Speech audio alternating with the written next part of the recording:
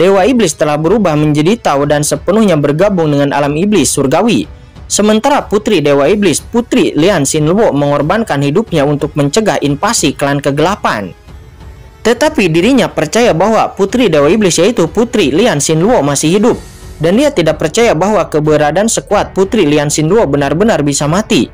Ini juga merupakan keyakinan di dalam hatinya. Faktanya dia memiliki beberapa dugaan yang samar bahwa sang putri telah kembali.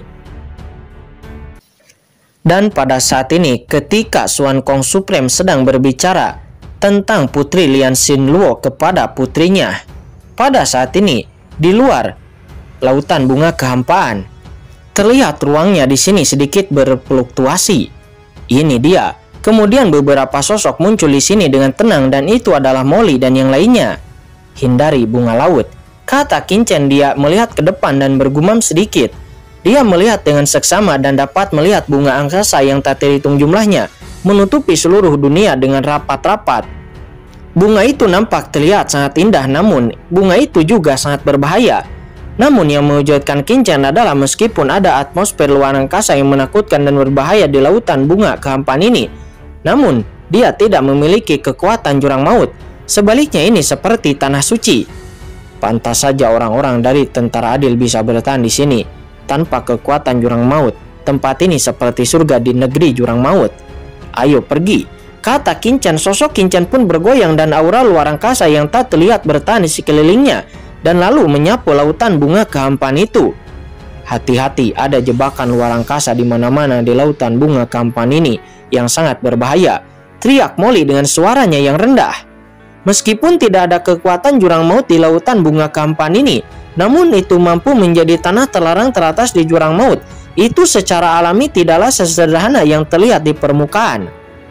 Ada kekuatan ruang yang menakutkan di sekujurnya, dan jika tidak hati-hati maka Anda akan langsung terkoyak oleh kekuatan ruang yang menakutkan tersebut.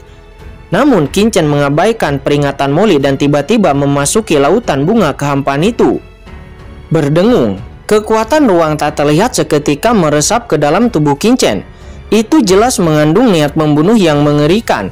Setelah itu diganggu, kekuatan ruang akan langsung meledak dengan kekuatan membunuh spasial yang mengejutkan.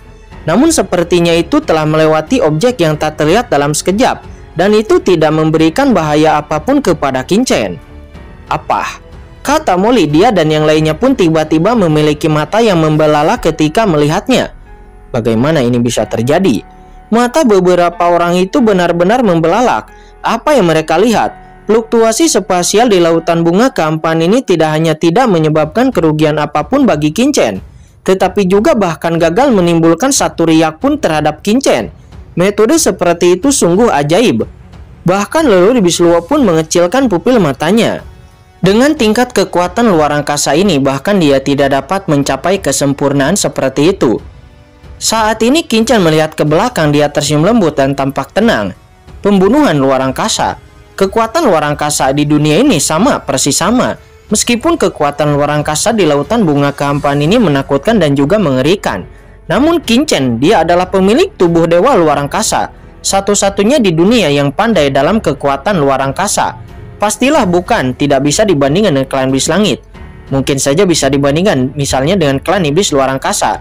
Dalam hal status dan kekuatan, klan tersebut telah melampaui klan iblis langit, yang saat itu hanya merupakan ras lini pertama di antara klan iblis. Meskipun Qin-Chen bukanlah ahli di ranah supreme, tetapi aturan luar angkasa selalu menjadi kekuatannya. Dalam hal ini dia tidak kalah dengan orang kuat manapun di jalan luar angkasa. Kalian, apa yang kalian lakukan sambil berdiri diam di sana? Kata Qin-Chen. Dia saat ini telah memasuki lautan bunga kehampaan dan Qin-Chen berdiri di sana. Lalu Qin-Chen berbalik memandang Molly dan yang lainnya dengan tenang dengan sedikit mengernyit. Mereka tidak punya banyak waktu untuk disia-siakan di sini. Ayo maju. Molly dan yang lainnya saling memandang dengan kilatan rasa dingin di mata mereka dan diam-diam mendekati lautan bunga kehampaan. Sebelum mereka bisa memasuki lautan bunga kehampaan, Qin-Chen sudah menunjukkannya, berdengung. Seketika riak tak terlihat tiba-tiba muncul dari lautan bunga kehampaan di depan semua orang. Penghalang ruang kehampaan yang menakutkan itu sedikit mengendur dan dilemahkan oleh Qin-Chen dalam sekejap.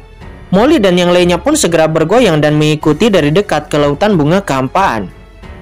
Ikuti aku, jangan sampai menimbulkan suara, kata Kincen. Dia berkata dengan lembut dengan matanya yang dingin.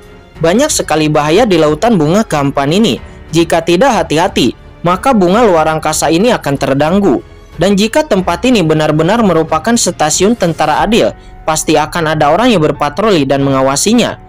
Yang ingin dilakukan Kincen adalah mendekat secara diam-diam dan bertindak secara diam-diam. Karena setelah ditemukan oleh tentara adil dan dianggap sebagai musuh, maka akan terjadi pertempuran. Dan itu pasti akan menimbulkan kerusuhan di lautan bunga kehampaan ini. Dan setelah pergerakan mengerikan di sini dirasakan oleh Patriark Abyss dan yang lainnya, maka di saat itu pastilah akan ada masalah. Suara melesat. Di bawah kepemimpinan Kincen, Molly dan yang lainnya bergerak maju dengan cepat. Sepanjang jalan, Kincen berjalan dengan santai, dan fluktuasi spasial yang samar-samar beredar di tubuhnya. Kemanapun beberapa orang lewat, ruangnya tenang dan tidak ada riak sama sekali. Anak laki-laki ini memiliki pengetahuan yang mendalam tentang luar angkasa, dan dia juga tampaknya memiliki cukup banyak pengetahuan dalam formasi, kata Lord Bisluo seraya memandang Kincen dengan penuh perhatian. Faktanya, jika dia diberi waktu yang cukup, dia juga bisa mengabaikan kekuatan ruang seperti lautan bunga kehampaan ini. Dengan keterampilan formasinya, dia akan mampu mengatur formasi ruang yang besar, memungkinkan dirinya untuk berubah menjadi tidak terlihat, namun formasi dan menyatu ke dalam lautan bunga kehampaan ini. Tetapi itu akan memerlukan waktu yang cukup lama bagi dirinya mempersiapkannya. Terlebih lagi, kekuatan luar angkasa di lautan bunga kehampaan ini berubah sepanjang waktu. Jika dia ingin berjalan di sini dengan tenang, maka dia harus terus-menerus mengubah formasi ruangnya. Ini juga merupakan masalah besar baginya. Tetapi Kincen berbeda. Dia memiliki tubuh dewa luar angkasa, ditambah dengan pencapaian luar angkasa terbaiknya, dan juga pemahamannya tentang taktik pertempuran kombinasi ketiganya. Dalam memasuki lautan bunga kehampaan ini, itu seperti memasuki tanah yang sepi, tidak ada pergerakan sedikit pun. Wush! Beberapa orang itu seperti kilat di bawah kepemimpinan Kincen. Mereka masing-masing menggunakan kekuatan magis mereka untuk menyembunyikan tubuh mereka dan bergerak maju dengan tenang, tidak mengkhawatirkan siapapun. Dalam hal metode penyembunyian, baik Lord Bisluo dan Molly, bahkan Iblis Api Merah, mereka adalah yang terbaik. Berhenti. Sekelompok orang berjalan sejenak di lautan bunga kehampaan, namun tiba-tiba Kincen mengangkat tangannya, dan kelompok orang itu pun seketika berhenti dan bersembunyi di balik bunga luar angkasa. Ada seseorang di depan, kata Molly. Dia berkata dengan suara yang dalam, dan beberapa orang seketika melihat ke depan. Saya kemudian melihat beberapa aura samar tersembunyi di kehampaan di depan. Apakah itu tentara adil? Kata Raja Iblis Api Merah. Dia berkata dengan bingung. Sulit mengatakannya, kata Molly. Dia merutkan kening. Hah, datang saja ke sana, bunuh, tidak peduli siapa itu, kata Lord Bisluo. Dia mencibir. Jangan, kata Kincen yang menggelengkan kepalanya, dan lalu kemudian berkata dengan suara yang dalam. Melihat perilaku orang-orang ini, mereka tidak terlihat seperti tentara adil. Coba saya lihat dulu, kata Kincen. Setelah Kincen selesai mengatakan itu, seketika kekuatan tak terlihat berkumpul di antara alisnya, dan saat berikutnya, dengan suara mendengung, sebuah mata tiba-tiba terbuka di antara alis Kincen. Kekuatan penciptaan, kata Lord Bisluo. Dia tiba-tiba menghirup udara dingin dan memandang Kincen dengan sangat tidak percaya. Tidak heran leluhur naga tua itu pulih dengan cepat. Itu adalah kekuatan penciptaan, kata Lord Bisluo. Dia berkata dengan sangat terkejut. Tuan, leluhur Bisluo, apa itu kekuatan penciptaan? Kata Molly. Dia bertanya dengan ragu. Kekuatan penciptaan adalah kekuatan yang lahir ketika alam semesta diciptakan. Itu adalah kekuatan paling orsinil dari alam semesta ini. Itu dapat membentuk tubuh dan jiwa ketuhanan manapun. Dengan kekuatan ini, bahkan kekuatan kekacauan pun dapat berevolusi dan memadat, kata Lord Bisluo. Dia berkata dengan sedikit cemburu. Karena jika dirinya memiliki kekuatan penciptaan, maka dirinya pasti sudah pulih sejak lama. Kurang ajar, naga tua itu sungguh sial. Mata penciptaan saat ini terbuka, dan dunia di depan Kincen pun segera menjadi terlihat. Dalam kehampaan yang tidak jelas di depan, beberapa aura iblis yang menakutkan membumbung ke langit. Aura iblis ini juga mengandung kekuatan dingin yang misterius, yang merupakan kekuatan kegelapan. Dia menggabungkan kekuatan darah Raja Kegelapan dengan Kincen kemudian menggabungkan kekuatan darah Raja Kegelapan dengan mata penciptaan. sehingga Qinchen secara alami dapat dengan mudah merasakan kekuatan gelap lainnya di pihak lain. Yah, mereka bukan tentara adil, kata Qinchen. Dia mencipitkan matanya dan wajahnya nampak muram. Qinchen juga tahu bahwa tentara adil itu dikabarkan sebagai kekuatan di bawah komando Putri Dewa Iblis, yaitu Putri Lian Xinluo, untuk melawan klan kegelapan, dan itu tidak dapat memiliki aura kegelapan di tubuhnya sama sekali. Qinchen membuka matanya lebar-lebar dan terus menatap ke depan. Dia samar-samar melihat ke arah yang dikelilingi oleh orang-orang kuat itu. Sepertinya ada gelombang kekuatan yang samar keluar dari sana. Itu nampaknya di dalamnya ada tentara adil. Tampaknya ada puing-puing luar angkasa di sana, kata Qinchen. Qinchen pun kemudian menutup matanya. Jika dia menebak dengan benar, kekuatan samar itu adalah tempat tentara adil yang sebenarnya berada. Bagaimana? Pada saat ini Lelouch Bisluo melangkah maju dan bertanya dengan suara yang dalam. Saya telah menemukan lokasi tentara adil, tetapi mereka tampaknya menjadi sasaran orang-orang iblis ini, kata Qinchen sambil merutkan kening. Apa? Yang di depan kita ini ternyata adalah orang-orang klan iblis yang sedang memburu tentara adil, kata Lelouch Bisluo. Dia tiba-tiba terlihat mulam. Lalu, kenapa kita ragu-ragu? Ayo segera mundur, kata Lelouch Bisluo. Dia berbalik dan ingin pergi. Namun Qinchen tetap tidak tergerak dan Qinchen hanya berkata, siapa bilang kita harus mundur? Jika kamu tidak mundur, lalu mengapa kamu masih di sini? Kata Lelouch Bisluo. Dia terkejut. Alasan mengapa mereka datang ke tentara adil adalah untuk menggunakan kekuatan tentara adil untuk menyembunyikan keberadaan mereka. Tetapi sekarang tentara adil telah terungkap. Jika mereka juga mengintai di lautan bunga kehampaan ini, mereka pasti akan ditemukan oleh Lubis Abis, dan mereka akan mencari kematian mereka sendiri. Aku punya rencanaku sendiri, kata Qinchen seraya melirik Lelouch Bisluo dengan acuh tak acuh. Jika kamu ingin pergi, kamu bisa pergi sendiri. Qin ini tidak akan mencegahmu pergi. Namun jika posisi Qin ini terungkap, maka aku pasti akan mengambil kepalamu, kata Qinchen. Anda, kata Lelouch Bisluo. Dia nampak marah. Jika kalian ingin mengikutiku, maka kalian harus menuruti perintahku. Aku tidak ingin ada keputusan yang diambil di kemudian hari tanpa olehku. Kalian semua harus curiga jika kalian tidak bisa melakukannya. Segera beritahu aku. Mungkin, kata Qinchen, matanya berkedip dan dia berkata dengan dingin. Tuan Lelouch Bisluo, untuk rencana saat ini, yang terbaik adalah kita bersatu. Jika tidak, begitu kita terpisah, bahayanya akan meningkat pesat, kata Molly. Dia berkata dengan tidak berdamai. Ya benar, Tuan Lelouch Bisluo, kita berada dalam situasi yang sangat berbahaya sekarang. Jika kita terpecah belah, maka kita akan dirugikan. Dan jika kita bersatu, maka kita akan mendapat keuntungan. Mengapa kita harus tidak bekerja sama dalam hal masalah yang sepele ini? Kata Raja Iblis Api Merah. Dia juga berkata, saat ini setiap orang harus bersatu, karena jika tidak maka akan lebih berbahaya lagi. Meskipun Molly tidak tahu apa tujuan Qinchen untuk tinggal di sini, namun Molly tahu betul bahwa Qinchen tidak akan pernah melakukan kesalahan apapun dan pasti ada alasannya. Karena Molly tahu betul bahwa orang ini adalah yang paling licik. Lelouch Bisluo sangat tertekan. Dia adalah dewa kuno yang agung dan iblis kekacauan, tetapi dia diberi pelajaran oleh seorang pemuda. Itu sangat memalukan. Lelouch Bisluo, kenapa kamu masih berdiri di sana? Setelah meninggalkan aku jamin kamu pasti akan mati. Haha, ini bukan lagi zaman kunomu. Jika kamu mengikuti perintahku dan patuh kepadaku, mungkin saja masih ada secercah kehidupan bagimu. Hahaha, pada dasarnya tidak ada orang yang dapat bermain melawan Qinchen yang akan berakhir dengan baik, kata leluhur naga Hong Huang. Pada saat ini leluhur naga Hong Huang mencibir. Suaranya terdengar dari dunia kacau. Saudara leluhur naga, apa yang kamu bicarakan? Saya selalu mengagumi teman kecil Qinchen. Bagaimana mungkin saya bisa bermain melawan teman kecil Qinchen? Saya pikir Anda terlalu banyak berpikir, kata leluhur iblis Luo. Dia memikirkan mata penciptaan Qinchen sebelumnya, dan tiba-tiba dia tersenyum dan lalu memberi hormat kepada Qinchen. Hahaha, teman kecil Qinchen, saya ceroboh sebelumnya. Sekarang saya datang ke sini, saya secara alami akan menaati perintah teman kecil Qinchen. Sebelumnya di Pulau Iblis Dewa Kekacauan, saya juga dapat mematuhi instruksi teman kecil Qinchen untuk menghentikan Raja Iblis Hitam dan Api Iblis Supreme. Dan sekarang di Jurang Maut ini, tentu saja saya juga bisa menuruti perintah dari teman kecil Qinchen, kata Lelouch Bisluo. Dia tertawa dan memasang ekspresi santai di wajahnya.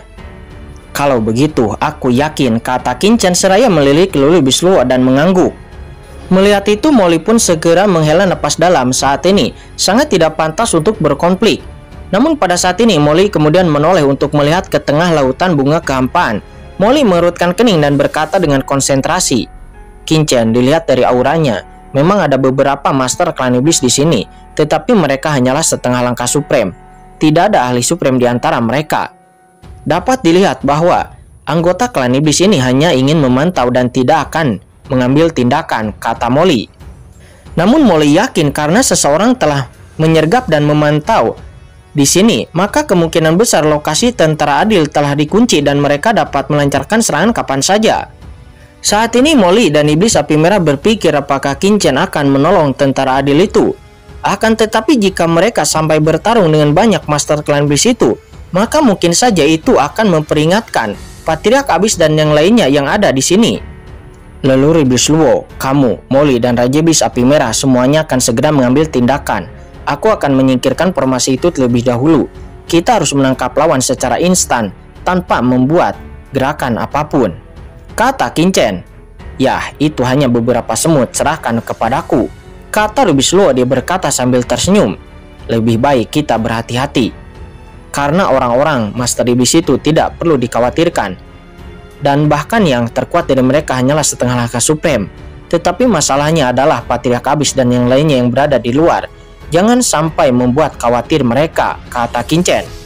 Kemudian napas Qin-chen dan yang lainnya pun menyatu di dalam kehampaan dan bergerak secara diam-diam.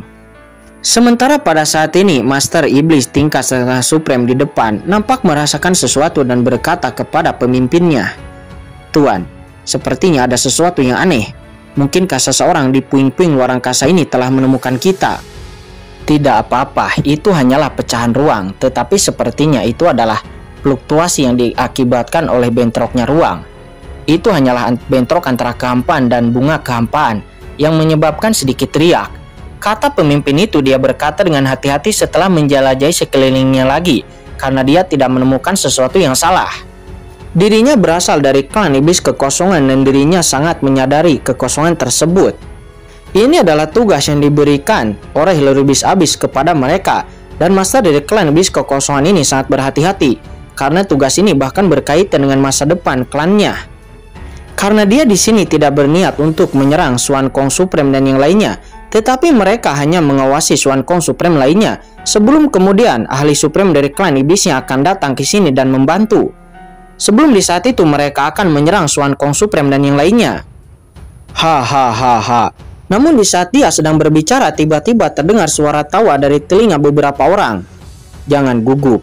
Klan iblis Swan Kong Supreme itu tidak akan menemukan kita," seseorang berkata, dan beberapa orang seketika mengangguk. Namun untuk sesaat semua orang merasa bahwa ada yang tidak beres, karena suara ini sepertinya bukan milik seseorang dari mereka. Siapa itu? Wajah Master Klan Iblis Kekosongan itu tiba-tiba berubah dengan liar dan dengan suara ledakan. Kekuatan mengerikan segera keluar dari tubuhnya. "Sudah kubilang jangan gugup, kenapa harus repot-repot?" Tawa kecil terdengar lagi dan sosok yang diselimuti aura iblis gelap tiba-tiba datang, dan itu adalah Molly. Tetapi Molly hanya terkekeh dan mengatakan sesuatu, dan sepasang telapak tangan telah mencapai tubuh dari Master Klan Kekosongan itu.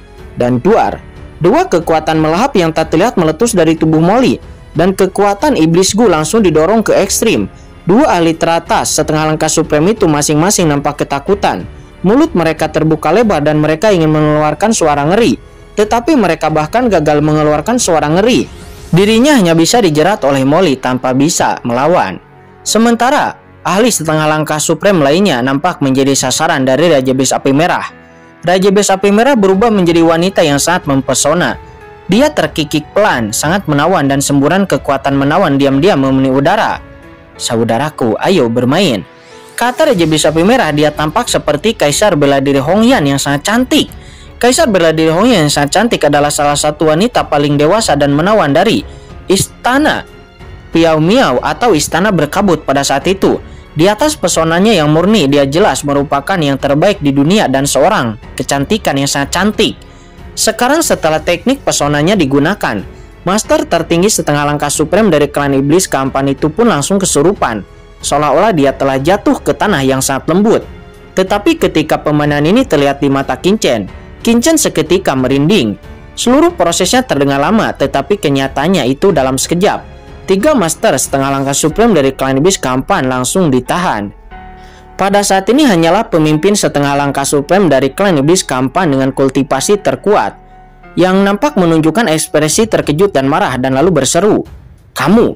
Pada saat yang sama, perlu untuk mengaktifkan tanda komunikasi di dalam tubuhnya untuk memberi pesan kepada klan iblis di atasnya.